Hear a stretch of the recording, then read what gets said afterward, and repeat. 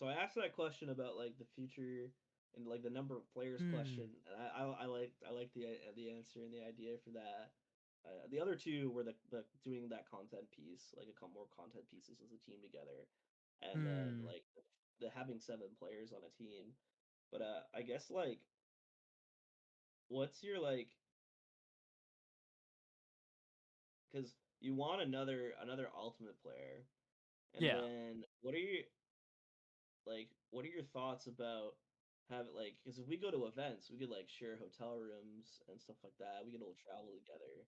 Yeah. So if we got like if we rented like an Oasis van That'd be sick. Yeah. something like that, that'd be sick and get all your players at events.